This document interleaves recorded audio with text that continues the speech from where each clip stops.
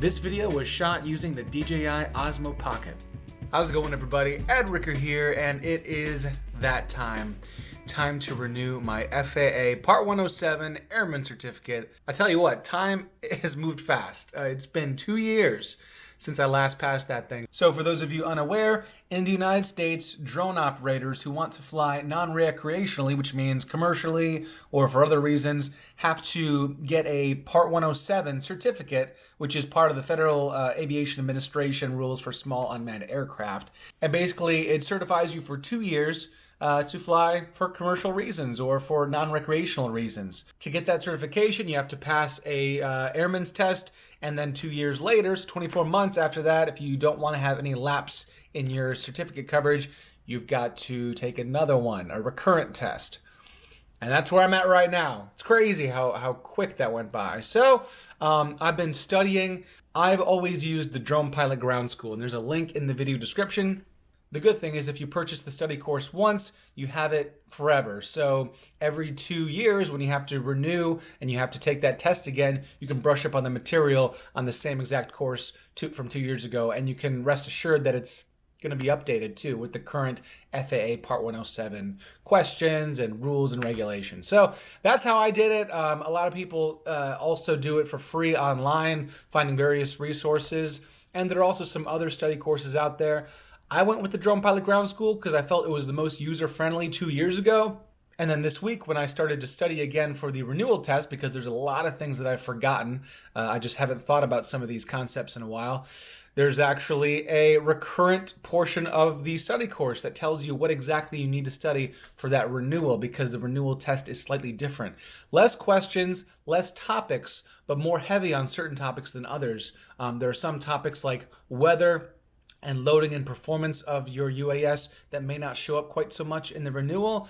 And then there's some other topics such as sectional chart reading, which really there's a lot more questions of that nature in the renewal test. So that's what I'm doing now. I'm just brushing up, cramming for the last couple minutes here, and then I'm gonna hit the road.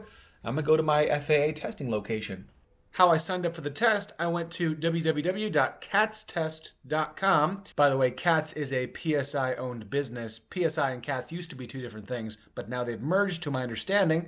I clicked on Find a CATS Test Center, clicked on my state, chose my exam. So if this was the first time I was taking this test, I would take the Unmanned Aircraft General Small, but this time around I selected Unmanned General Recurrent. I selected the testing location nearest to me, which happened to be Flight Guest Incorporated at Raleigh-Durham International Airport, and then I called to register for my exam. To register for the exam time, I called the PSI toll-free number here, as opposed to calling the testing facility.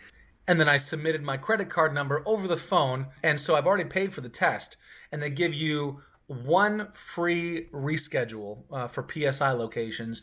So if for some reason I couldn't make it today, or I had a flat tire or something, I can reschedule once without having to pay that fee, which is $150 for a test.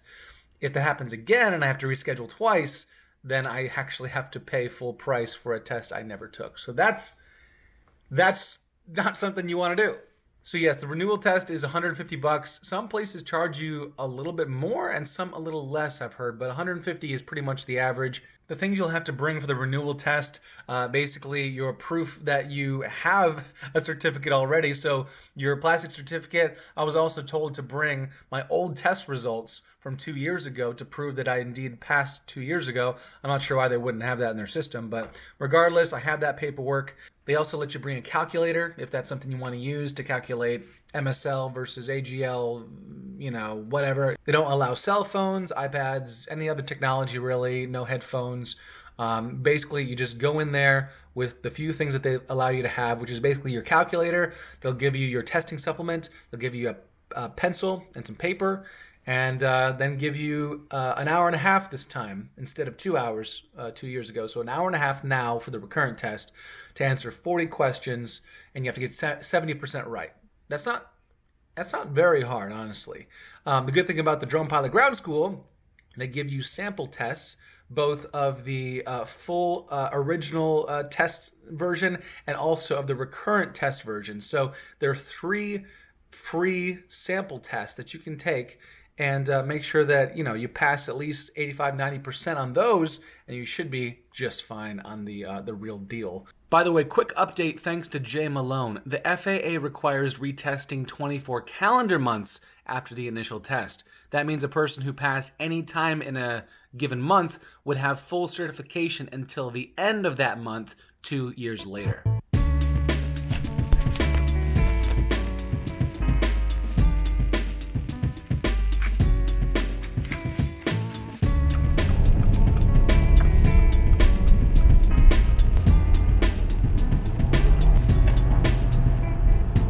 By the way, guys, this entire video is being shot on the Osmo Pocket by DJI, and right now I have it mounted to my dashboard with my phone, so that's how I'm getting this shot right now. I wouldn't normally suggest vlogging while driving, but when you can do it hands-free like this and it's just like talking to a friend, then perhaps it's okay. All right, there it is.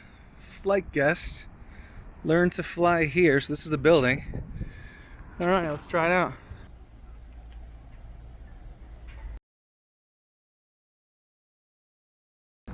All right, we passed. I got 93. So 2 years ago, I got an 88, which was okay. So now I got 93. There were 3 questions that were kind of iffy in terms of like what exactly the correct answer was. Some of those questions are like that, where it's like 2 answers could be the correct one, and you have to pick the one that most fits the question. I'm glad it's over. So I am $150 poorer, and at least I'm still legal. So I got some drone shoots coming up next week, and we'll be good to go. My parking payment. Yes, I had to pay to park because this is part of the RDU parking system here. No place around RDU is free to park. So anyway, outstanding amount $5. Not too bad, but it's just one of those things. I would say they were more organized than the CATS location I went to 2 years ago, except for the fact that they had some technical malfunctions with their digital sign-in, and so I waited about 20 minutes until they could get that fixed. That was a little frustrating. I was already kind of anxious just because, it's a test. I mean, I can't help but being a little bit anxious, just because of my personality, I guess. So to have a malfunction and people are wondering if I can even take it that day made me kind of bummed, but ultimately I was able to take it. I took about 15 minutes, maybe 14 minutes to complete it. So I'd say the majority of the questions I had already seen, just because my study course kind of already has them as a question bank. And so I was able to recognize quite a few of them. There were a couple questions I did not recognize, and the answers were not completely apparent. I didn't quite see which one was the obvious answer to a couple of them, so I did get 3 wrong. Overall, though, test taking was easy. Glad it's over with. 2 more years, and I would think that each time I take the test and study for it, 2 years have gone by and I refresh myself. 2 years go by and then I refresh myself. Eventually, I won't have to refresh myself so much. Maybe it'll be a muscle that I continue to work and I don't have to study for so much. Because I was surprised at how much I had forgotten. Going through that study course 2 years later, I was kind of surprised at how much I had forgotten. Or, at least how much I got rusty on certain concepts that I thought I had ingrained in my mind 2 years ago. So just a thought. Well, I'm back home and I'm glad it went smooth. A little more about the test. Basically, the testing room had 2 computers, and I was first, and then a gentleman came in about halfway through my test to start doing his, but it didn't really bother me. They gave me paper, pencil, the testing supplement. They also gave me some earplugs just in case things got loud in the hallway. It didn't, but it was nice that they thought of that. And then after about 14 minutes, I finished. They gave me 90 minutes to finish, but that would have taken forever. And I still went through and double-checked some answers. So then after that, it gave me the opportunity to review. So the person who officiated the test came in, did a little clicky-click on the computer, and then allowed me to basically review what I had gotten wrong. And basically she gave me the test, proof of my grade.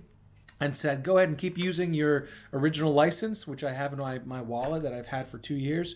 So nothing changed there, same license. Now, is it worth $150 every 2 years? I really don't think so. Especially because I didn't even get a new certificate card. Like, I got nothing except this piece of paper saying I passed again. So $150 when I'm already in the system, I already got my card. It's just kind of like a routine 2-year appointment. I don't think that's worth $150. So hopefully they do lower that fee in the future. I just don't think it's really worth that. But anyway, thank you so much for watching, everybody. If you're interested in the Drone Pilot Ground School, which is the course that I took on how to brush up on this material, and also the course that I took to study for the initial exam 2 years ago, check the link in the video description. Thank you so much for watching, everybody. And until next time, happy flying.